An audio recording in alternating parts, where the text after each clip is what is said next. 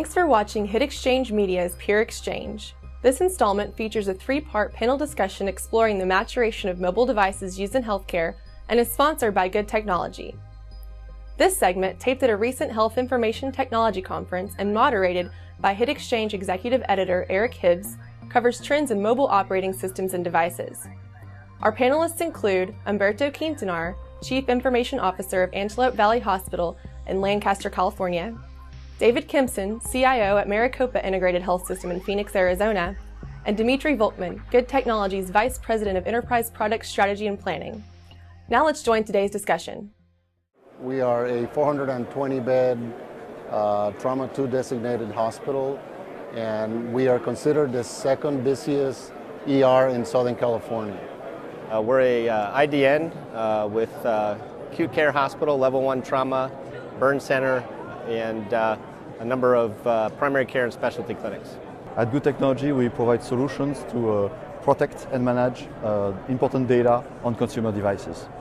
So, Dimitri, Good Technologies recently released a device activation report that had some very interesting insights. Could you give us a recap of that, please?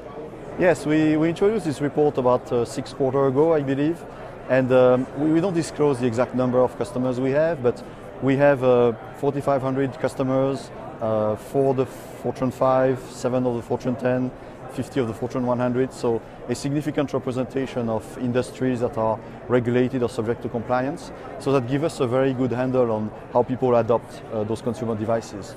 So the interesting trends we saw on the latest report is that the iOS devices still remain the most predominant devices with 70% of our activations. And iPad, tablet devices are also a very interesting trend, and those ones are really dominated by Apple. So most of the tablet devices are iPad right now. Are there any expanded insights specifically related to healthcare that you could touch on? We've done another set of research and reports regarding bring your own devices. So the enterprise that started to accept people bringing their own devices. And in this research, the financial services and the healthcare are the most important corporation there. So iOS is on an impressive trajectory. Is that something that you feel will continue to be the trend?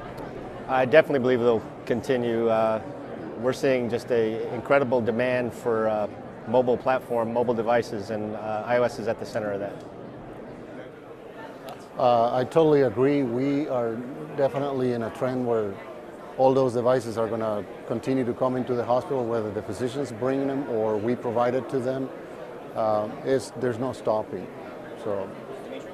Yeah, well, that shows in our reports. As I said, 70% is iOS devices. If you compare to the previous quarter, it's fairly stable. So 70% on iOS, 30% on Android. So it's definitely a significant platform. So what specifically do you think has contributed to the success of iOS? And what challenges the other platforms have that have caused CIOs to not truly consider those for deployment? I believe that it is the easeability of use, the portability, and the flexibility of the device, that you can write all kinds of applications for it and they're ready to go in a matter of weeks. So the physicians want more, they want it at their fingertips, and they can't wait for us to put all that information in that device so they don't have to worry about any other computers or trying to get onto a keyboard. They just want to do everything on that small device. I would agree, and I'd add that I think it's mostly due to Apple's branding and just the marketing approach that they've had. People tend to, especially people who are less technical, tend to just gravitate to those devices, the iPad and the iPhone, before even looking at Android. Do you believe that the bring your own device implications have any impact on that trend as well? I mean, you're feeling that physicians want to bring those devices in? I think, at least from my hospital's perspective, I think that they would rather we provide them the device. They'd rather we purchase an iPhone for them. Historically, the only way we were able to really deliver corporate email in a secure and reliable manner to a mobile device was through BlackBerry. And with Good, we've been able to broaden that. And actually, we've changed our policy now. So rather than actually providing devices, we offer a stipend to anybody who's authorized to carry a cell phone.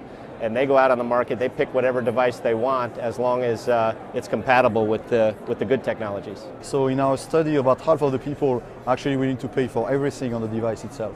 But you have a point, if the company subsidizes a portion of it, it actually accelerates the penetration of mobile devices. We've seen that clearly as well. There's always the industry watch of what's the next device, what's the next platform that's going to be the iPad killer. Is there something about the fragmentation or weaknesses or concerns about other platforms that just aren't causing it to receive the consideration from individuals like yourselves? Well, certainly from my perspective, the Droids are jumping on the market for the iPad. The fact that Apple is trying to keep a tight constraint on the iOS, it's making it difficult for other people, so they're migrating to the Droid. So the Droid, if Apple doesn't release or relax their policies a little bit, my opinion is that the Droids are going to surge pretty high because it's an open source and they're able to do more development and more things with the Droids.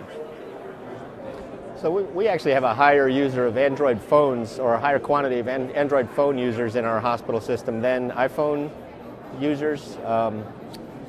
And I don't know how that compares to the market trend, but I think it's pretty in line with that.